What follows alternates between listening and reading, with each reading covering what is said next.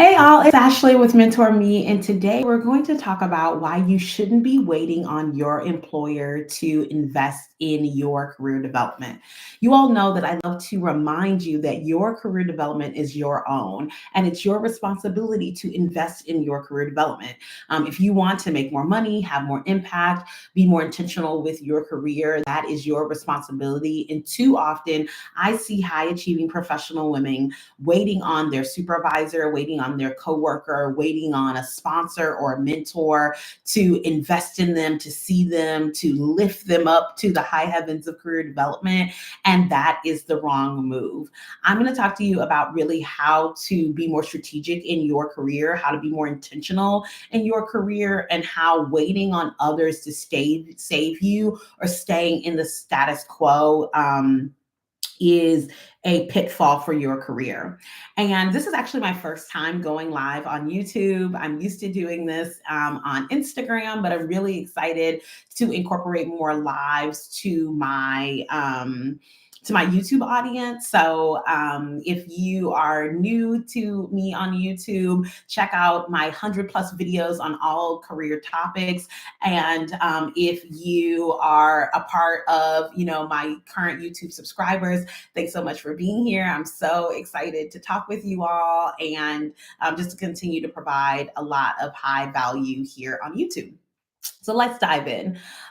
So let me know if this resonates. Have you ever felt like you're doing everything right at work? You're working hard, you're getting great performance reviews, yet somehow you're still stuck in the same position year after year. And maybe you've even been promised, like, yeah, we don't have the budget this year, but maybe next year, or as soon as you do this, then you'll be, in a position for a raise or promotion. If that resonates, just let me know in the chat. Yes, Ashley, I've heard that. I felt that. I'm so frustrated, right? And if you felt that, you're not alone. So often, particularly for high achieving professional women who have maybe been in their industry 3 years, 5 years, 7 years, 10 years, they've already done some work that's impactful. They've already had some outcomes that they're proud of. Maybe, you've gotten a raise and promotion in a former role, or this role, was a raise or promotion for you. So you've already proven yourself, you've proven your expertise, but you're still finding yourself really stuck and not really being seen as the candidate of choice when it comes to, new opportunities. And really what we call this, there's a word for this in the industry, it's called a career plateau. And essentially what this means is that, you're at a point in your career where you're stuck, where you're plateauing, where, maybe over the course of your career, you were kind of going up and going up, and you're seeing some increases and you're seeing some advancement. But now you're just kind of stagnant. There's no movement. You're doing good work. You're getting positive feedback. Your colleagues see your value. Maybe your boss or your boss's boss is touting you as an exemplary part of the organization. Maybe you're taking on new projects. You've onboarded somebody. You've helped with a special project that was outside of the scope of your work. Like, you're doing all of the things, but you're not seeing movement. And what's true is that most organizations, right? Most organizations operate under the illusion of an opportunity. So they too often keep people engaged just enough to believe that change is coming, but in some organizations, change rarely comes. And let me be clear, right? Like, I believe in industry. I've worked in corporate, nonprofit, and educational leadership for 20+ years. So this isn't me ragging on industry, right? Any industry. But I want to empower employees. I want to empower job seekers. And I particularly want to make sure that this is a message that underserved, underrepresented people here, that women here, that marginalized people here. I want you to open your eyes up to some of the pitfalls of plateauing in your career, and just making sure that you're doing everything you can to position yourself in a position of power, right? There's so much in the world that is well beyond our control, but knowledge is power. And the more that we can know about just some of the pitfalls, the more that we can maneuver to position ourselves in a position of power. So what you might be told if you're at a career plateau is like, we see you, we see your value, just hang in there. And that can be, really inspiring. You're like, okay, they see me, my other job, they didn't even see my value, or, I'm getting lots of positive feedback. So like that must mean something. But you should know that um career advancement, promotions aren't just about doing good work, right? They're not just about, they don't just go to the highest performer. And I think sometimes, because we have this illusion that like, as long as I do good work, I'm going to be promoted, then we are really disappointed when that promotion just doesn't happen for us, right? And so instead of leaning into that, illusion, I invite you to think about promotion and growth as a strategy, right? You need to think about it in a very strategic way. And so not only do you need to be doing good work, but you need to be sort of aware of the office politics, of the office landscape. You need to be aware of the budget cycle and when to make that ask. You need to be aware of organizational goals and how the good work that you are doing is mapping toward those goals, right? So it's not just about doing good work. And the more that you believe that, the more that you would be at a disadvantage. And people hate when I talk about office politics. They're like, I don't want to play politics. I don't like playing games. But it's not a game. Your life is not a game. Your salary increase is not a game. You feeling overworked and underpaid is not a game. And so I want to invite you into strategy. It doesn't mean that you have to be fake. You have to be inauthentic. You have to be, less than what you are. But it is important to be strategic, to be intentional, and to insert some strategy into your approach as you seek career advancement. And honestly, employers benefit from keeping high performers in place, and not necessarily promoting them. So, if you are an altruistic person, you can stay in, a role, beyond an expiration date.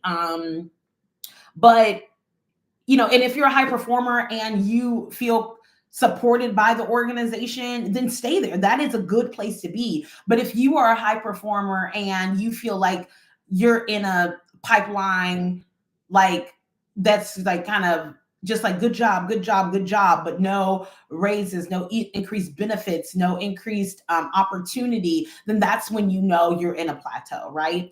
And even when your job is invested in you, even when they do offer, professional development, even when there are growth opportunities, it's still your responsibility to leverage those opportunities to advance your career. So certainly if there are not those opportunities, if there is not room for growth, if there's not opportunity, if you're not being paid more, if you're not receiving more benefits, then certainly you have to take your career in your own hands. Let me get an amen. Like if you're like, yes, Ashley, you are speaking to me, let me know.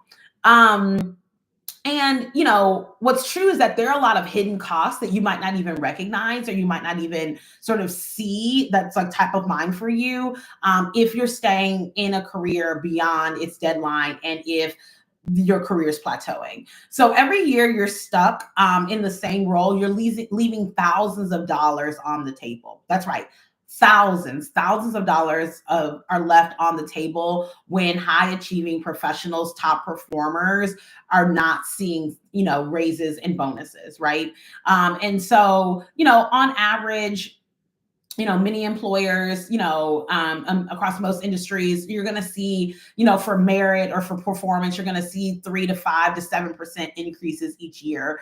And if you're not seeing those, like if that's not even happening for you, then you're leaving thousands of dollars on the table if you're not a part of an organization that offers merit increases, right? Maybe your company offers merit increases, but they're pretty minimal. Maybe they're around the 1 or 2%. And there's no monies for,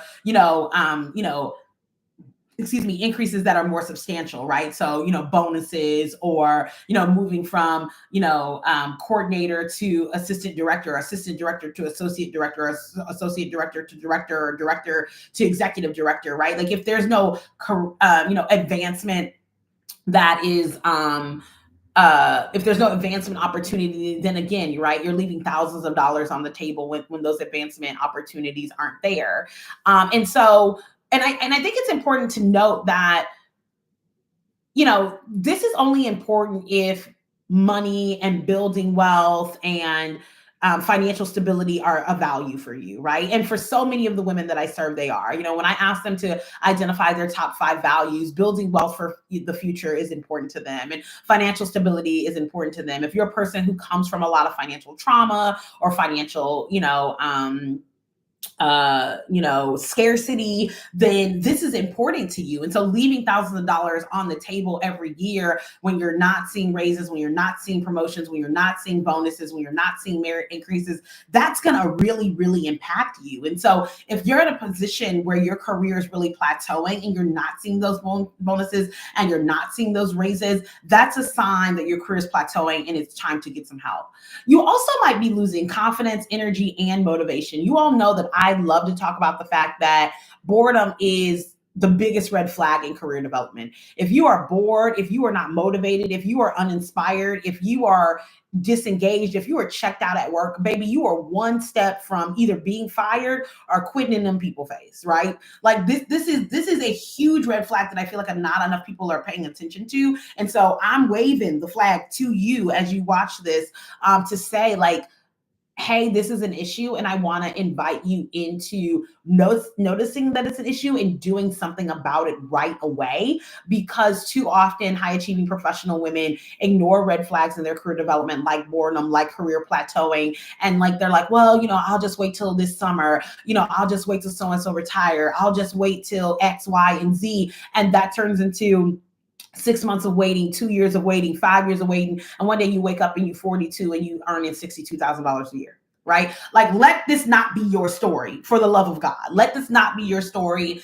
Get the help that you need to advance your career. And as a mentor, that's my job, right? My job as a mentor is to help you recognize the career plateau that you're on, develop a strategy to help you get out of it, and walk alongside you as you continue to advance your career. And I want to let you know that career advancement can look a myriad of different ways. It doesn't have to mean sort of taking on a higher level role. It can be just taking on a higher paying role. It doesn't have to mean, spending, 60 more hours at work a week. It could mean a new role that's more agile and flexible.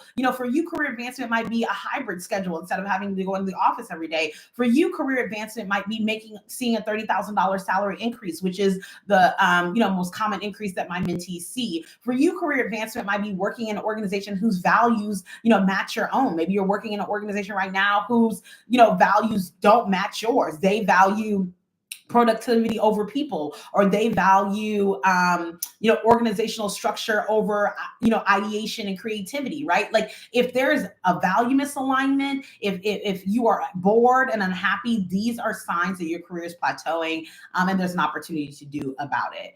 And the biggest mistake that I see is that high achieving women assume that their employer will take care of them, right? But we are not in a mammy relationship with our employer. It is our responsibility to advance our career. It is our responsibility to have the foresight to recognize I'm bored, I'm uninspired, I'm stuck, I'm not being paid at the level that I should, and for us to invest in our own career development.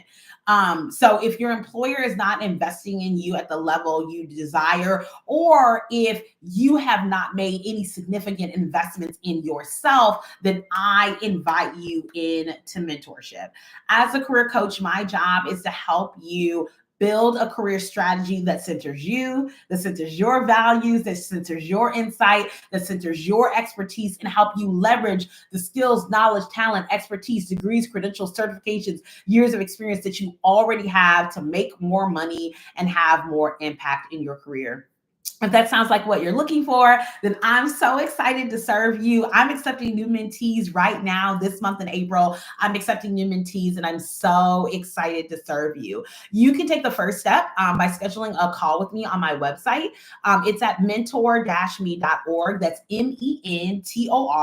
mentor-me.org. That call is no cost. There's no cost for that call. It's an opportunity for me to learn more about you, understand what's working well in your career, where you might feel stuck, where you might feel like you've plateaued, and really understand what are the roadblocks that are in your career. If we identify it's a good fit, then I'll invite you into mentorship, and you and I will be working together over the next 90 days to help you find and secure a higher level, higher paying role. That's the thin and the thick of it, right? And so I'm so excited to serve you. Thank you so much for watching today's live. I'll see you in our one-on-one call that you can schedule again right on my website at mentor-me.org. That's mentor-me.org. Thanks so much for watching. Bye.